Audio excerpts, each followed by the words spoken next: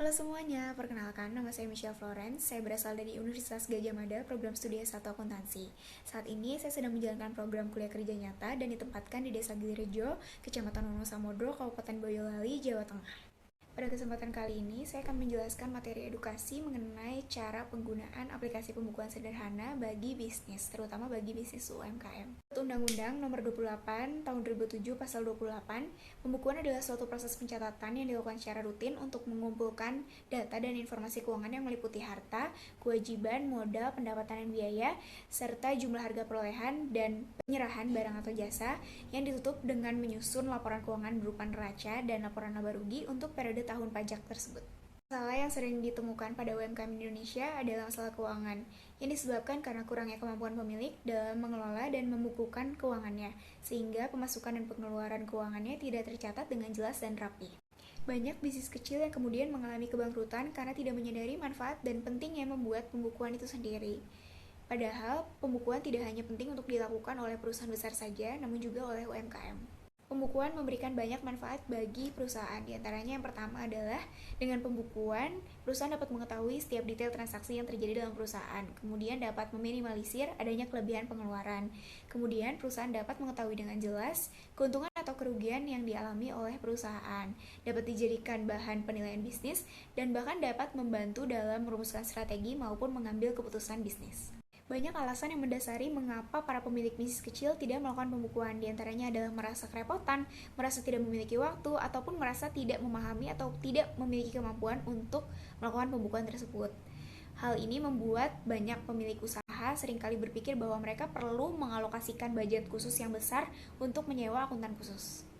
Masalah tersebut dapat disiasati dengan menggunakan software akuntansi ataupun aplikasi pembukuan sederhana seperti Bukukas yang telah digunakan dan dipercaya oleh lebih dari 1 juta pemilik UMKM di Indonesia untuk mengawasi dan mengelola keuangannya. Bukukas adalah sebuah aplikasi pengelolaan keuangan digital yang gratis, aman, dan mudah digunakan oleh para pelaku usaha untuk mengelola keuangannya secara benar dan praktis agar dapat memajukan dan mengembangkan usaha mereka.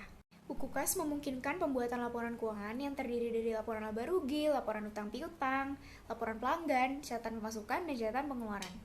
Dengan adanya aplikasi Bukukas, pelaku usaha dapat memanfaatkan aplikasi ini untuk mempermudah proses pembukuan, untuk menjamin keamanan dan kerahasiaan data pembukuannya, untuk mencetak kartu nama digital, untuk menghemat biaya perusahaan, untuk mendata secara lengkap nama-nama pemasok maupun pembeli yang potensial, untuk menjadi pengingat atas utang dan piutang perusahaan, untuk melakukan pembayaran kepada pemasok melalui berbagai kanal pembayaran tanpa dikenakan biaya administrasi, untuk membuat pembukuan terpisah atas penjualan di berbagai e-commerce, dan bahkan bisa digunakan untuk melakukan pembukuan pribadi. Satu akun Bukukas dapat diakses melalui lebih dari 3 perangkat sekaligus, sehingga sangat efektif digunakan untuk mengontrol arus kas dengan memonitor kinerja para pegawai maupun rekan bisnis dari jauh. Sehingga jika terjadi pergantian handphone, data tetap masih dapat diakses jika masuk melalui handphone yang lain. Fitur-fitur yang ada pada aplikasi Bukukas dapat dimanfaatkan oleh para pelaku usaha yang tidak memiliki cukup kemampuan untuk melakukan pembukuan, untuk mengelola keuangan mereka, sehingga mereka dapat memperbesar kesempatan untuk mengembangkan usaha mereka. Berikut ini adalah tutorial cara pemanfaatan fitur-fitur yang ada pada aplikasi Bukukas. Kita akan masuk ke tutorial cara penggunaan aplikasi Bukukas dan pemanfaatan fitur-fitur yang ada di dalamnya. Pembukuan ini misalkan dilakukan untuk usaha bernama Catering Set Ayu. Namun jika Anda mempunyai bisnis yang lain atau mungkin ingin melakukan pembukuan pribadi, bisa dilakukan penambahan data di klik di tambah bisnis baru, kemudian di sini dimasukkan nama bisnis, nomor telepon, tipe penggunanya untuk bisnis apa, kemudian kategori bisnisnya apa. Di sini ada handphone atau pulsa, alat elektronik, makanan dan minuman, dan masih banyak lagi. Kemudian untuk penggunaan untuk pembukuan pribadi juga bisa dimasukkan nama, nomor telepon, apa yang kamu jual misalkan, atau bahkan jika Anda tidak mempunyai bisnis apa-apa, Anda bisa mengklik di sini. Kemudian kita akan masuk ke penambahan transaksi pertama. Untuk memudahkan di sini kita akan menambah stok barang terlebih dahulu. Stok barang, klik tambah barang. Misalkan harga barang yang dijual di Catering Set Ayu ada beberapa paket makanan. Misalkan di sini paket 1 harga jualnya 30.000. Kemudian harga pokok produknya misalkan 18.000. Jumlah stok produknya misalkan setiap hari itu memasak 8 porsi. Di sini terdapat fitur juga stok minimum dengan ada lambang lonceng di sebelahnya, artinya bisa ada pemberitahuan jika stoknya itu sudah menipis. Misalkan di sini pemberitahuan itu akan muncul jika stoknya itu sudah ada 3. Nah, karena ini catering sehat dan sifatnya dia itu menjual setiap harinya, memasak setiap harinya secara fresh, maka penambahan stok produk harus dilakukan setiap hari juga. Karena ini kan nggak menumpuk barang gitu ya. Lalu simpan, kemudian dia tambah barang lagi, misalkan paket 2, harga jualnya 38.000, harga pokok produknya 23.000. Kemudian ini juga sama, 8 dan 3. Tambah barang, paket 3, misalkan harga jualnya 42.000, harga pokok produknya 30.000. Jumlah stok produknya masih sama, 8, dan stok minimumnya 3. Nah, ini akan berbeda jika Anda menumpuk stok dari awal. Jadi misalkan membeli langsung 100 pieces, maka di sini bisa tinggal dicatat saja jumlah stok produknya 100, kemudian biasakan stok minimumnya misalkan 20 gitu. Jadi tinggal disesuaikan saja. Kemudian sudah ini, nanti kalau misalkan sudah ada yang 3, misalkan stok produknya sisa 3 atau lebih kurang daripada itu, maka dia akan pindah ke stok menipis. Tapi karena sekarang masih full, maka di stok menipis belum ada. Kemudian kita akan mencoba untuk menambah transaksi. Di sini klik tambah transaksi. Nah, di sini misalkan kita mau mencatat penjualan terlebih dahulu. Ada 2 metode pencatatan yang bisa dipilih, ada metode nominal dan mode kasir. Kita akan mencoba satu persatu dulu untuk melihat perbedaannya. Misalkan nominal penjualannya 30.000 karena yang dijual misalkan tadi paket 1. Nah, harga pokoknya ini bisa diisi, bisa tidak. Tapi tadi kan kita sudah mengisi di stok produk ya, dan harga pokoknya itu kalau tidak salah 18.000. Nah, di sini juga bisa dicatat jika ada keterangan atau ada yang ingin dicatat, kemudian tinggal diklik tanggal transaksinya, misalkan tanggalnya 15 Agustus, kemudian bisa diklik lunas atau belum lunas. Nah, ini misalkan sudah lunas, kemudian untuk nama barangnya tinggal diklik paket 1. Nah, dibelinya berapa porsi, misalkan 2. Nah, terus metode pembayarannya misalkan bank transfer atau bisa dipilih juga yang lain. Terus untuk channel penjualannya juga bisa dipilih. Di sini ada banyak. Misalkan penjualan offline saja. Kemudian di sini bisa ketik nama pelanggan. Nah, sebenarnya di sini Bukukas menyediakan fitur untuk menambah dari kontak langsung. Jadi kita bisa menambah nomor HP orang tersebut, kemudian nanti tinggal diklik. Nah, jika tidak mempunyai kontaknya, maka bisa ditulis saja nama pelanggannya, misalkan Ari. Atau bisa juga tidak. Kemudian tinggal disimpan.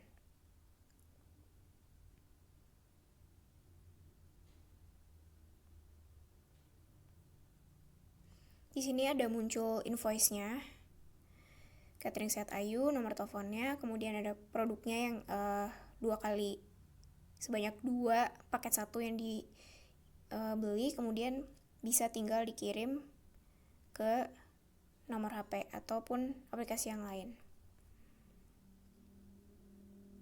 Nah, kita akan mencoba untuk membuat transaksi baru. Di sini kita mencoba untuk menggunakan mode kasir. Apa perbedaannya? Nah, misalkan dengan misalkan paket 2 ya, dijual sebanyak 3 porsi. Nah, tinggal diklik.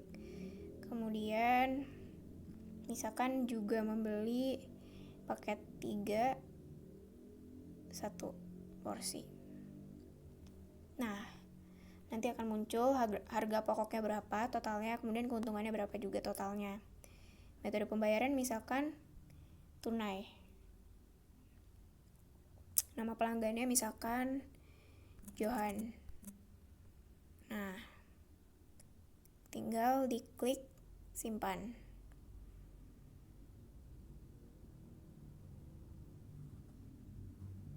Ini juga muncul invoice-nya, bisa dikirim atau bahkan bisa di print juga. Kemudian kita akan mencoba untuk penjualan juga, mode kasir, misalkan paket 1 sebanyak 5, paket 2 sebanyak 3, paket 3 sebanyak 2.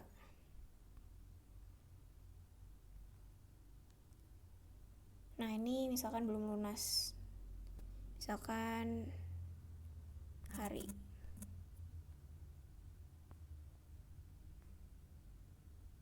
Harga pokok, keuntungan, metode pembayarannya belum. Misalkan debit atau kartu kredit ya. Karena kan belum lunas. Simpan.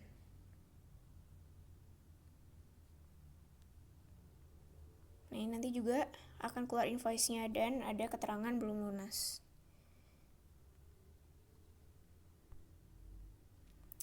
Nah,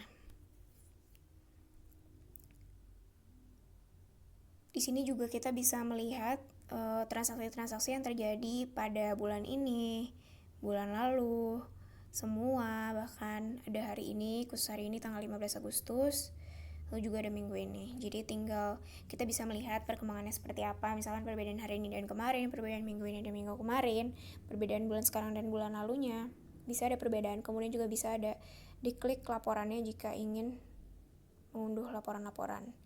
Nah, sekarang kita akan mencoba untuk membuat transaksi pengeluaran ya. Pengeluaran misalkan 300.000 untuk utilitas. Misalkan ingin membayar listrik, tagihan listrik. Nah, ini juga misalkan tanggal 15, kemudian statusnya lunas.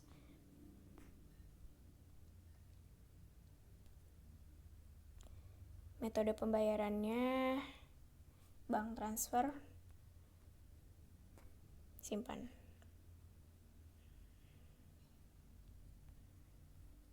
Kita coba lagi menambah transaksi pengeluaran, misalkan pengeluaran untuk membeli packingan seperti plastik, styrofoam dan lain-lain. Di sini misalkan 100.000, kategorinya pengemasan, lunas, metode pembayarannya misalkan tunai ya. Simpan.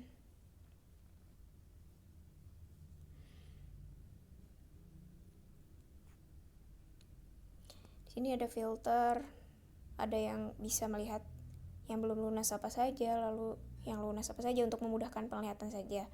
Kemudian bisa diurutkan dari yang terlama sampai yang terbaru. Lalu kita akan pindah untuk mencoba hutang, fitur hutang. Nah, di sini kan tadi ada yang belum lunas ya, punyanya hari nih. Penjualan 348.000. Nah, nanti dia akan otomatis muncul di fitur hutang juga. Hutang pelanggan 348.000. Total hutang hari ke saya 348.000. Di sini bisa ditandai lunas, bisa juga diatur jatuh tempo untuk memasang pengingat. Misalkan tanggal 31 itu maksimal. Jatuh tempo tanggal 31. Nah, nanti kita bisa menagih uangnya menggunakan buku Caspay. Ini juga fitur yang bebas biaya. Ini bisa dicoba untuk digunakan. Kemudian bisa klik di tandai lunas jika sudah lunas nanti. Bisa juga mengingatkan menggunakan WhatsApp dan SMS, tinggal diklik saja. Ingatkan dengan link pembayaran, kirim pengingat saja.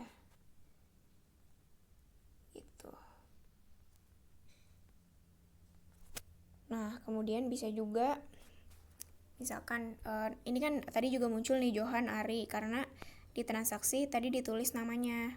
nanti akan otomatis muncul. Jadi kita bisa tahu kalau misalkan orangnya ini nanti membeli lagi. Jadi kita bisa tahu juga daftar nama pelanggan kita itu siapa saja. Kemudian misalkan di sini kita mempunyai partner sebuah supplier. Misalkan supplier telur namanya CV Artasari. Nah, di sini kita bisa mengeklik kira-kira kita memberi hutang atau menerima hutang. Kalau memberi hutang namanya piutang, kalau menerima hutang ya namanya hutang. Akan munculnya di sebelah situ.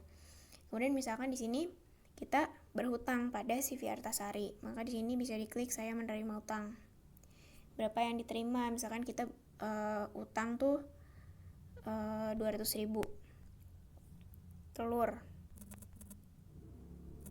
Bisa ditambah tanggalnya juga, simpan.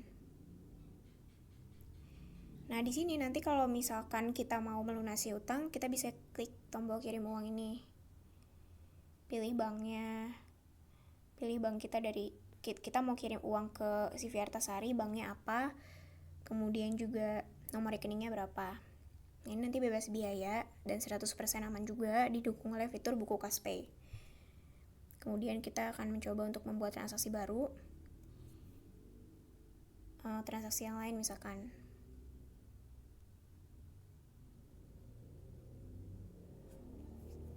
Dan nanti kan ada juga yang kita bisa mengatur kalau misalnya udah lunas, ya udah kita tandai lunas. Misalkan klik tandai lunas, lunaskan. Nah, transaksi berhasil disimpan gitu. Kemudian kita sini juga ada laporan utang piutang, ada ringkasan utang piutang, sisa utang pelanggan 348.000 dan lain-lain.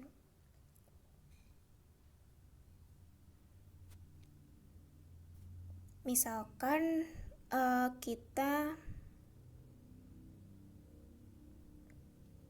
tambah utang piutang ya. Misalkan kita memberi utang nih 600.000 kepada yang baru, misalkan Gea. Atau bisa juga dipilih dari buku kontak langsung. Nah, di sini catatan atau keterangan misalkan 30 pieces.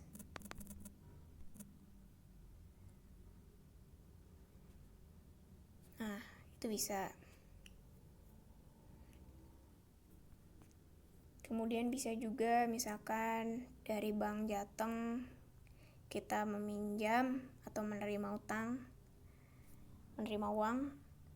Misalkan kita meminjam 1.500.000 untuk modal. Simpan. Nah, nanti bisa ada kirim uang dan lain-lain. Nanti kalau misalkan ada transaksi baru yang berkaitan dengan Bank Jateng juga bisa diklik buat transaksi baru. Kemudian kita bisa mengecek stok barangnya juga. Nih, ini stok produknya tinggal 1, dia akan muncul juga di stok menipis. Paket 1 tinggal 1. Lalu paket 2 tinggal 2, stok menipis muncul. Di sini paket 3 nggak muncul di stok menipis karena dia masih ada 5.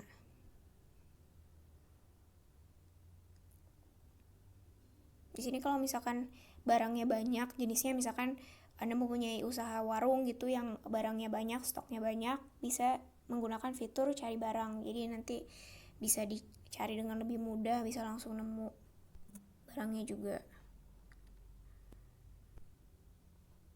Kemudian kita masuk ke lainnya. Di sini ada namanya Catering Sehat Ayu, pemiliknya namanya Ayu, nomor teleponnya sekian. Lalu di sini juga ada fitur pembayaran, transfer pembayaran, dan daftar pembayaran. Kita bisa juga membuat kartu nama bisnis. Di sini seperti ini, kemudian bisa pilih warna, nama bisnisnya apa, nama pemiliknya apa, misalkan namanya Ayu Catering @gmail.com, kemudian alamatnya Jalan Bahagia Selalu nomor 15, misalkan di Blitar, Jawa Timur. Nah, sosial medianya misalkan Instagram, namanya Ayu, sehat banget gitu, lalu bisa disimpan. Nah, nanti akan muncul selamat kartu nama kamu sudah aktif, dan ini sudah bisa diunduh, simpan kartu nama atau dibagikan melalui sosial media. Kemudian kita bisa juga untuk mengunduh laporan. Misalkan ini kita bisa memilih tanggalnya ya. Ini misalkan dari tanggal 1 sampai 15 Agustus. Nah, kita bisa memilih laporan laba rugi, laporan hutang piutang, atau laporan pelanggan. Misalkan laporan laba rugi. Di sini kita juga bisa memilih mau laporannya PDF atau Excel. Misalkan PDF diunduh. Nah, ini bisa langsung dibuka. Muncul laporannya. Ini laporan laba rugi. Ada nama pelanggannya, jadi bisa memudahkan untuk analisis juga. Kemudian ada laporan hutang piutang, misalkan kita sekali ini menggunakan Excel ya, bisa diunduh. Nah, ini nanti akan muncul.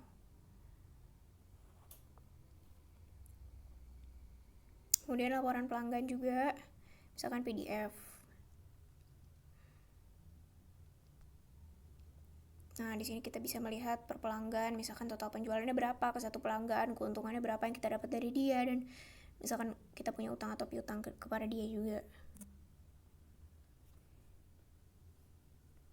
Di sini juga bahkan ada tips berbisnis, ada buat toko. Kemudian ini juga bisa ada pengaturan invoice-nya. Ada informasi bank, misalkan nama banknya Bank BNI, kemudian nomor rekening kita itu berapa, misalkan 60, misalkan diklik aja di sini, dan ada atas namanya supaya tidak menyasar, misalkan CV Catering Sehat Ayu. Nah, bisa juga tambah bank lain jika mempunyai beberapa metode pembayaran. Nah, di sini kan jadi muncul di pilihan pembayaran, silakan transfer pembayaran ke salah satu rekening di bawah ini, ada Bank BNI, kemudian nanti juga mungkin muncul rekening-rekening yang lain. Catatan untuk semua pelanggan di sini misalkan semoga sehat selalu. Ditunggu order selanjutnya. Gitu. Di sini juga ada nomor teleponnya. Simpan.